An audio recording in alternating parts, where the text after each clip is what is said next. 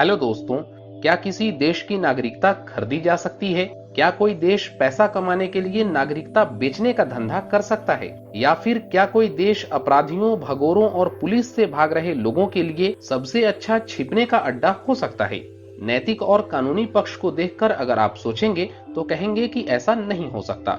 लेकिन एक ऐसा देश भी है जो तमाम नैतिकताओं और कानूनी बाध्यताओं को लांघकर ऐसा कर रहा है। अगर आप इस देश का नाम पहले से जानते हैं तो हमें वीडियो के नीचे कमेंट करके जरूर बताएं। दक्षिण प्रशांत महासागर के एक द्वीपीय देश है रिपब्लिक ऑफ वैनुआटू। यह देश 80 से भी ज्यादा द्वीपों की श्रृंखला से मिलकर बना हुआ है और छोटे छोटे टापुओं से मिलकर बने होने की वजह से यह देश कल्चरल और नेचर के सौंदर्य से भरा हुआ है। वैनुआटू करीब 1100 किलोमीटर के इलाके में फैला एक छोटा सा देश है और इसकी राजधानी है पोर्ट विला और मौजूदा समय में इस देश की कुल आबादी है करीब 3 लाख। वैनुआटू पहले यूरोपियन देशों की एक कॉलोनी थी। यहाँ पर पहले ब्रिटेन और फ्रांस दोनों मिलकर यहाँ का एडमिनिस्ट्रेशन देखते थे, लेकिन 1980 में यह देश आजाद हुआ और आज के समय में वैनुआटू एक रिपब्लिकन कंट्री है। इस देश की एक खास बात और बताता चलूं, यहाँ के रहने वाले लोग इंग्लैंड की महारानी क्वीन एलिजाबेथ और उनके पति को अपना भगवान मानते हैं और इसी की वजह से इस देश के लोगों को इंग्लैंड या कई सारे दूसरे यूरोपियन यूनियन के देशों में जाने के लिए कोई वीजा की जरूरत नहीं होती है। ये तो हो गई इस देश की खासियत, लेकिन अब आते हैं मुख्य मुद्दे पे। वैनुआटू सरकार की एक विवादित स्कीम है और इसे कहते हैं गोल्डन पासपोर्ट स्कीम। इसके तहत वैनुआटू सरकार पैसे लेकर देश की नागरिकता बेच रही है।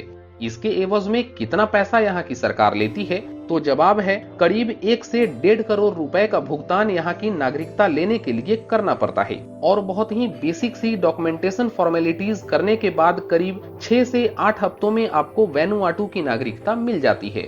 उनके बच्चे और उनकी आने वाली पीढ़ियों को भी वैनुआटू के नागरिक माने जाते हैं और जो लोग इस स्कीम के तहत इस देश की नागरिकता ले रहे हैं उन्हें बिजनेस करने के लिए निवेश का हक होता है या निवेश में किसी भी तरीके का कर या फिर टैक्स नहीं देना है।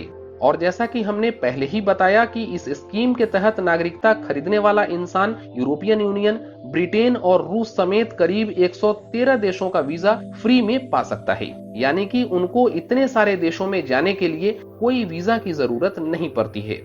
अब आप सोच रहे होंगे कि वैनुआटू सरकार ने अगर ऐसा स्कीम दिया है तो क्या कोई लोग इस देश की नागरिकता खरीद भी रहे हैं या नहीं।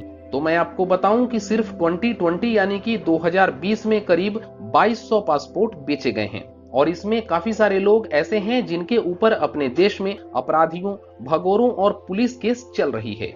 आप सोच रहे होंगे कि क्या कोई इंसान भारत से भी इस देश की नागरिकता लिया है कि नहीं। तो मैं आपको बताऊं कि 2020 में वैनुआटू की नागरिकता खरीदने वालों में एक नाम भारतीय भी था और इस शख्स का नाम है विनय मिश्रा। विनय मिश्रा पश्चिम बंगाल में तृणमूल यूथ कांग्रेस का पूर्व महासचिव रह चुका है और इस विनय मिश्रा के ऊपर भ्रष्टाचार के आरोप हैं और इस केस की जांच भारत में खुद सीबीआई कर रही है। तो ऐसे में यह देश नागरिकता बेचने के साथ क्रिमिनल और अपराधियों को सुरक्षित पनाह भी मुहैया कराती है।